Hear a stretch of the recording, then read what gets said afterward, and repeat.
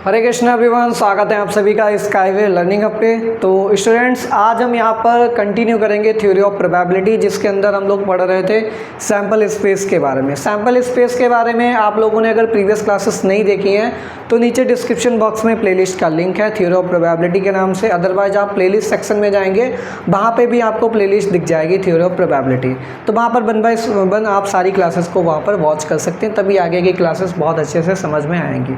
Sample space के अंदर हम लोगों ने डिस्कस किया था कॉइन को टॉस कर रहे हैं तो सैम्पल स्पेस कैसे क्रिएट किया जाएगा। 1 कॉइन को, 2 कॉइन को, 3 कॉइन को, 4 कॉइन्स को। ऐसे ही हमने डाई के लिए भी एक क्लास ली थी, उसमें बताया था 1 डाई को रोल कर रहे हैं, 2 डाई को रोल कर रहे हैं, सैम्पल स्पेस कैसे बनेगा।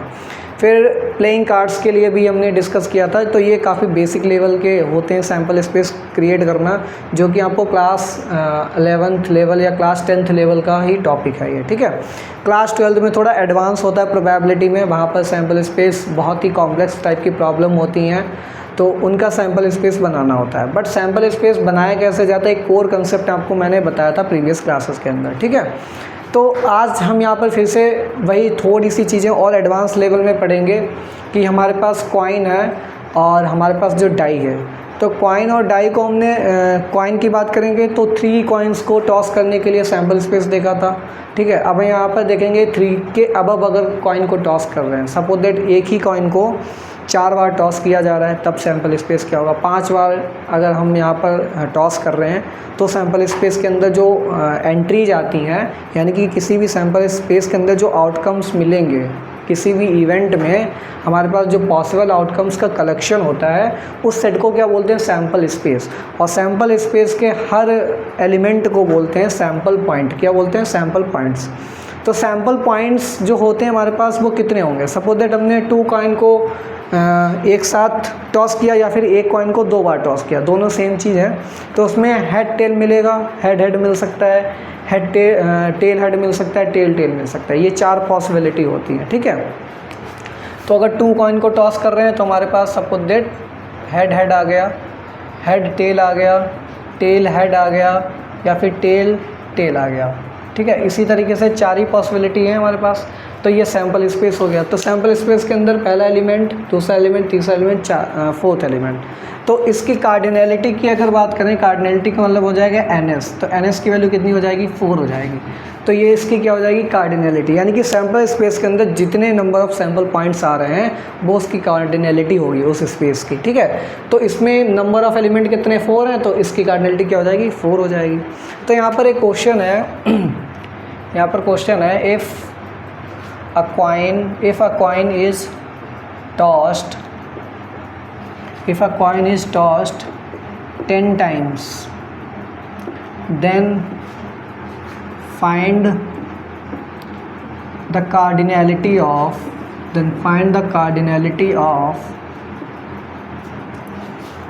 sample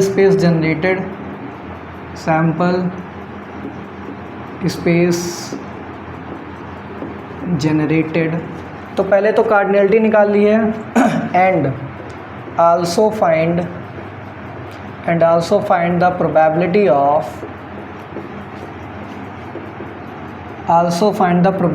of getting all heads. तो सारे हेड मिले इस इवेंट के अंदर, उसकी प्रोबेबिलिटी क्या है, और इस इवेंट में जो सैम्पल स्पेस बनेगा उसमें कितने एलिमेंट्स होंगे ये हमको बताना है, ठीक है। तो देखिए इसका कंसेप्ट क्या होता है, आप लोग परमुटेशन कॉम्बिनेशन क्लास 11th में पढ़े हैं। तो क्लास 11th में फंडामेंटल प्रिंसिपल ऑफ काउंटिंग पढ़ाया जाता है, जिसमें नंबर ऑफ वेज निकालना सिखाया जाता है कि कितने तरीक़ों से कि चीज़ों को अरेंज किया जा सकता है, ठीक है। अरेंजमेंट वहाँ पे सिखाया जाता है। तो नंबर ऑफ़ वेज निकालने के लिए क्या होता है, सपोज दैट हमारे पास एक कॉइन है, तो कॉइन के अंदर 2 ही पॉसिबिलिटी होंगी, या तो हेड आएगा या फिर टेल आएगा, ठीक है। हेड आएगा या फिर टेल आएगा, ठीक। तो सपोज दैट हमने 1 टाइम टॉस किया, तो 1 टाइम टॉस करने पे हेड आ सकता है या फिर टेल आ सकता है, यही तो पॉसिबिलिटी है। वहीं अगर हमने 2 बार टॉस किया तो क्या आएगा हो सकता है पहली बार हेड आए, दूसरी बार टेल आए, या पहली बार टेल आए, दूसरी बार हेड आए। जैसे कि ये हमारे पास पहली बार हेड आ सकता है या फिर टेल आ सकता है, ठीक है, ये पहला टॉस हो गया। दूसरा टॉस का मतलब है हेड अगर आया है तो फिर से हेड टेल पॉसिबिलिटी है और फिर से टेल और हेड पॉसिबिलिटी है। तो इस तरीके से पहला टॉस, दूसरा टॉस, फिर तीसरा टॉस, चौथा टॉस, ऐसे अगर ब्रांच बनाते चले जाएंगे तो यहाँ पे 10 टाइम्स बोल रखा है। तो 10 टाइम्स में तो बहुत बड़ा ब्रांचिंग हो जाएगा। तो ब्रांचिंग से फिर काउंट कैसे करेंगे, काफ़ी टिपिकल हो जाएगा। तो इसके लिए फिर परमुटेशन कॉम्बिनेशन का कंसेप्ट लगाना होगा। तो यहाँ पर 10 टाइम्स की बात कर रहा है, यानी कि हमारे पास अवेलेबल जो स्पेसेस होंगे वो कितने होंगे, 10 होंगे। ठीक है, यानी कि ये हमारे पास फर्स्ट टॉस हो जाएगा, second toss, third toss, fourth, fifth, six, seventh, eighth, ninth, 10th, तो टोटल 10 टॉस हो गए। तो ये जो फर्स्ट टॉस है हमारे पास, फर्स्ट टॉस के लिए कितनी पॉसिबिलिटी है, 2 पॉसिबिलिटी है। कितनी है, 2 पॉसिबिलिटी। हेड आएगा या फिर टेल आएगा। ऐसे ये जो सेकेंड टॉस है, सेकेंड टॉस में भी हमारे पास कितनी पॉसिबिलिटी, 2 पॉसिबिलिटी आएंगी, 2 वेज। इसमें भी 2 वेज आएंगे। ऐसे ही हमारे पास हर टॉस के अंदर 2 ही पॉसिबिलिटी होंगी। ठीक है, तो 2 ही तरीके आएंगे। थर्ड टॉस में भी हमारे पास 2 वेज आएंगे, यहाँ पे भी 2 वेज आएंगे, 2 ways, 2 ways, 2 ways, 2 ways, 2 ways, 2 ways. ठीक है, तो 2 पॉसिबिलिटी आ रही है। थर्ड है, ये फोर्थ है, ये फिफ्थ है, ये सिक्स्थ टॉस है, ये सेवन्थ टॉस है, ये एट्थ टॉस है, ये नाइन्थ टॉस है, ये 10th टॉस है। ठीक है, तो ये टॉस हैं और इसमें टॉसेस में पॉसिबिलिटी कितनी है।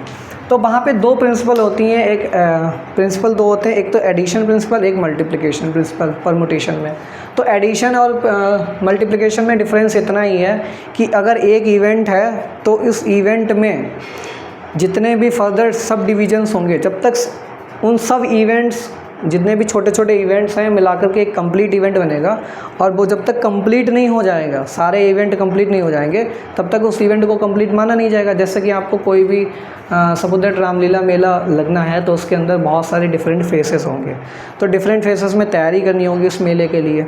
तो इस मेले के लिए स्टार्टिंग में क्या है, आपको देखना होगा, मैदान देखना होगा, मैदान में एलोकेशन करना होगा शॉप्स का, फिर किसको करना है एलोकेशन। ठीक है, फिर वहाँ पे डिजाइनिंग डेकोरेशन कैसा होगा। तो ये सारी प्लानिंग करने के बाद जब फाइनली आप सब कुछ कर लेंगे तभी तो जा कर के आप बोलेंगे हाँ हमारा जो प्लानिंग था वो प्लानिंग कंप्लीट हो गया। यानी कि प्लानिंग क्या था, एक इवेंट था। तो ऐसे ही एक इवेंट जब तक कंप्लीट नहीं हो जाएगा तब तक यहाँ पर मल्टीप्लिकेशन प्रिंसिपल ये बोलता है कि वहाँ पर हमको मल्टीप्लाई करते रहना है, जितने भी नंबर ऑफ वेज आएंगे उन सबको मल्टीप्लाई करा देना है। ठीक है, तो फर्स्ट टॉस में 2 हो गया, फर्स्ट के बाद सेकंड टॉस होगा। भाई ये टॉस कब तक चलते रहेंगे, जब तक हम 10th वाले टॉस पे नहीं पहुँचेंगे। तो यहाँ पे मल्टीप्लिकेशन थ्योरम के अकॉर्डिंग अगर हम बात करें तो नंबर ऑफ़ वेज कितने हो जाएंगे, नंबर ऑफ़ वेज कितने हो जाएंगे, नंबर ऑफ़ वेज यहाँ पे हो जाएंगे, पहले में 2 हैं तरीके, दूसरे में भी 2 हैं, तीसरे में भी 2 हैं। इस तरीके से ये कितनी बार मल्टीप्लाई होगा, 10 टाइम्स होगा। तो जब तक यहाँ तक नहीं पहुँच जाएंगे तब तक ये सारे वेज जितने भी आए ऐसे क्या करेंगे, करना पड़ेगा, इनको मल्टीप्लाई कराना होगा। तो ये कितने टाइम्स हैं, 10 टाइम्स। कितना है ये यहाँ पर, 10 टाइम्स। तो ये हो जाएगा 2 की पावर 10 हो जाएगा। तो यहाँ पे रिजल्ट क्या निकल के आता है, रिजल्ट ये निकल के आता है, if a coin is tossed n times, if a coin is tossed n times, then total number of ways getting head और टेल, मतलब हेड या फिर टेल जो मिलेंगे उसके कितने तरीके होंगे, वो हो जाएंगे 2 की पावर n वेज। कितने तरीके हो जाएंगे, टोटल पॉसिबल वेज हो जाएंगे हमारे पास 2 की पावर n वेज। तो 10 टाइम्स कर लेते तो 2 की पावर 10 हो जाएगा। तो यहाँ पे क्या हो जाएगा, हमारे पास जो कार्डिनलिटी होगा सैम्पल स्पेस की कार्डिनलिटी कितनी हो जाएगी, 2 की पावर 10 हो जाएगी। ये हमारे पास इसका आंसर हो जाएगा। फिर इसी क्वेश्चन में पूछा गया है कि ऑल हेड की प्रोबेबिलिटी क्या होगी। तो आपको पता है कि आप पहली बार टॉस करेंगे हेड आने का 1 ही होता है, जो फेवरेबल आउटकम है। अगर 2 बार टॉस करेंगे हेड हेड, उसमें भी एक ही आएगा। 3 बार टॉस करेंगे तो हेड हेड हेड, मतलब लगातार हेड ही हेड आए तो उसका तो पॉसिबल हर टॉस में एक ही आएगा पॉसिबल आउटकम, फेवरेबल आउटकम। ऐसे अगर 10 टाइम्स आप यहाँ पर करा रहे हैं, टॉस करा रहे हैं, तो पहले पे भी हेड हो, दूसरे पे हेड, तीसरे पे हेड, चौथे पे head, head head head head head head, सब जगह हेड हेड आ रहा है। तो एक ही एक पॉसिबिलिटी है, 1 यहाँ पे, 1 यहाँ पे, 1 यहाँ पे, 1 यहाँ पे, 1 यहाँ पे, 1 यहाँ पे। तो 1 को आप कितनी बार भी मल्टीप्लाई कराएं, आंसर क्या आएगा? 1 ही आएगा। यानी कि सारे हेड्स आने का फेवरेबल आउटकम कितने होंगे? ओनली 1। और टोटल आउटकम्स कितने हैं? 2 की पावर 10 है। तो यहाँ पे लिखेंगे probability of all heads, probability of all heads, ठीक है। तो इसकी प्रोबेबिलिटी क्या हो जाएगी? 1/2 की पावर 10, ठीक। तो इस तरीके से ये हमने प्रोबेबिलिटी को निकाल लिया, ठीक है। इसके बाद सेकंड क्वेश्चन है, if a die is rolled, if a die is rolled 5 times, then what are possible number of outcomes in sample space, in sample space। तो इसमें फिर से वही सेम क्वेश्चन है कि अब हम इस बार एक डाई को रोल करा रहे हैं 5 टाइम, तो यहाँ पर सैम्पल स्पेस के अंदर कितने पॉसिबल आउटकम होंगे, यानी कि सैम्पल स्पेस की क्या पूछ दिया? कार्डिनैलिटी पूछ दी। तो इसका सोल्यूशन कैसे करेंगे? देखिए हमारे पास टोटल 1 2 3 4 5, हमने फर्स्ट टाइम रोल कराया तो हमारे पास एक डाई को रोल कराने पे कितने आउटकम आते हैं? 6 आउटकम आते हैं। तो पहली डाई को रोल कराने पे हमारे पास टोटल 6 वेज हो जाएंगे, यानी कि 1 मिल सकता है, 2 भी मिल सकता है, 3 4 5 6 कोई भी मिल सकता है। तो टोटल 6 तरीके हो गए हमारे पास आउटकम्स जो आएंगे। ये हमारे पास है फर्स्ट रोल पे, जब हमने पहली बार रोल कराया। ऐसे सेकंड बार रोल कराएंगे, फिर से हमारे पास कितने आएंगे? 6 आउटकम्स आएंगे। थर्ड पे भी हमारे पास 6 आउटकम्स आएंगे, फोर्थ पे भी हमारे पास 6 आउटकम्स आएंगे, और हर बार हमारे पास टोटल 6 आउटकम्स ही मिलेंगे। तो ये फर्स्ट हो गया, ये सेकंड रोल हो गया, ये हमारे पास थर्ड रोल हो गया, ठीक है, ये हमारे पास फोर्थ हो गया, ये हमारे पास फिफ्थ हो गया। तो इस तरीके से हमारे पास हर बार में टोटल 6 पॉसिबल आउटकम्स आएंगे।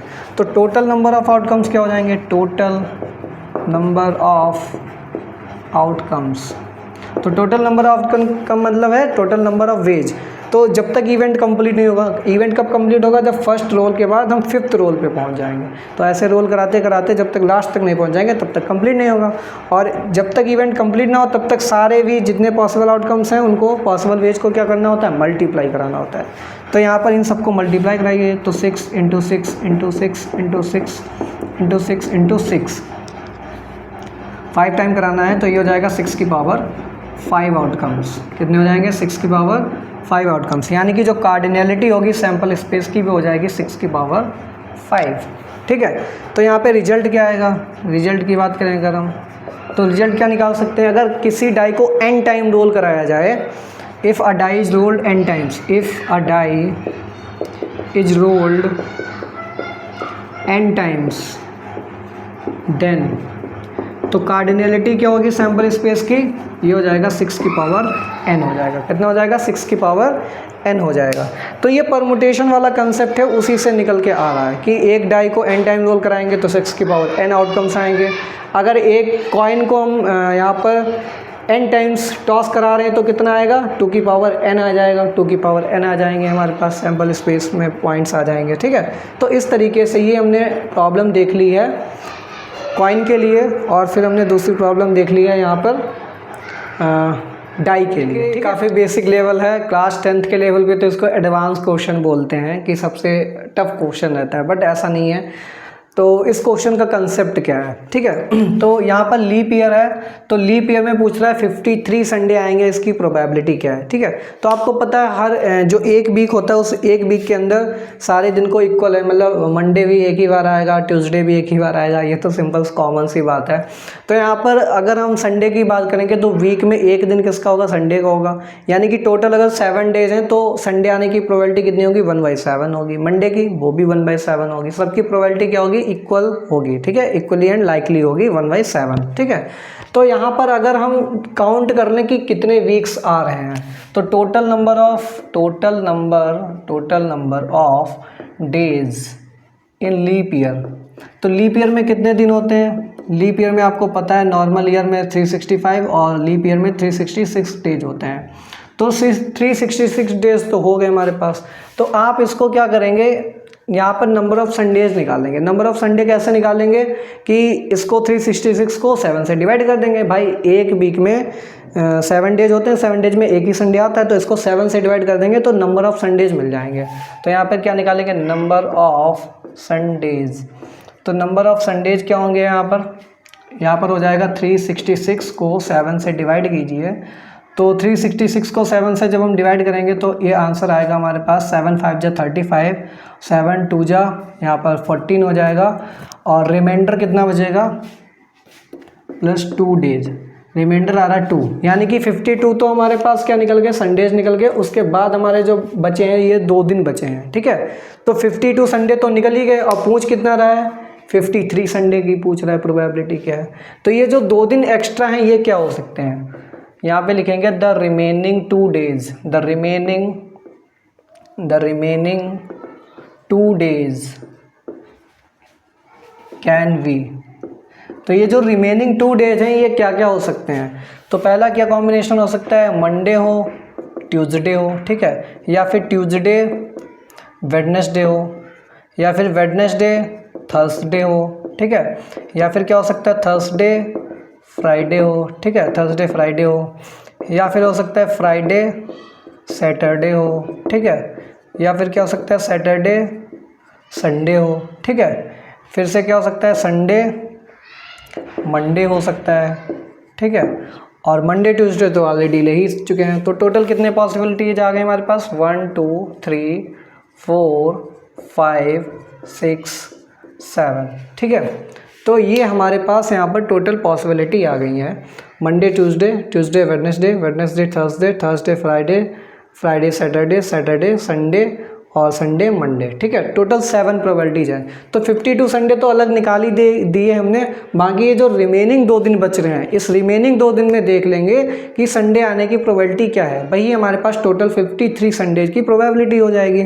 तो यहाँ पर अगर हम देखें संडे कहाँ कहाँ मिल रहा है, एक तो संडे हमको मिल रहा है सैटरडे और संडे में मिल रहा है, ठीक है, सैटरडे और संडे में मिल रहा है, और एक हमारे पास संडे और मंडे में भी हमारे पास मिल रहा है। तो ये जो 2 दिन का कॉम्बिनेशन हमने ले लिया, 2 दिन जो क्या क्या हो सकते हैं पॉसिबिलिटी, उसमें संडे 2 बार आ रहा है, कितनी बार आ रहा है, 2 टाइम्स आ रहा है।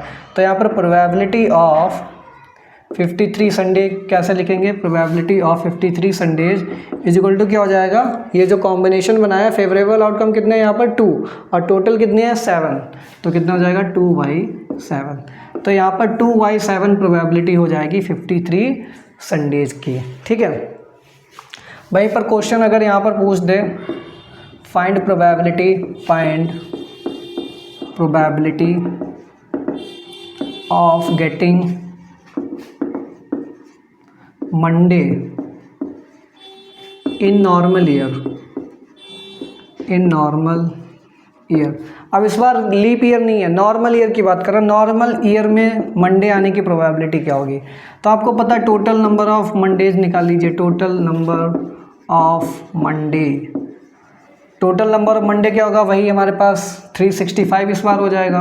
तो 365 में 7 से डिवाइड करेंगे तो ये आएगा 52, यहाँ पर रिमाइंडर 2 बच रहा था, 366 था, अब एक वैल्यू कम हो गई यहाँ पर, तो रिमाइंडर कितना बचेगा, रिमाइंडर भी एक कम हो जाएगा, तो 2 की बजाय रिमाइंडर क्या बचेगा, 1 बचेगा।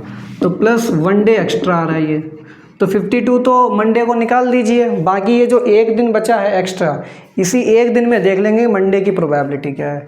तो ये जो 1 डे आया है, 1 डे रिमेनिंग, ये जो 1 डे एक बच रहा है दिन रिमेनिंग कैन बी, ये क्या हो सकता है, ये मंडे हो सकता है, Tuesday Wednesday Thursday Friday Saturday Sunday, ठीक है।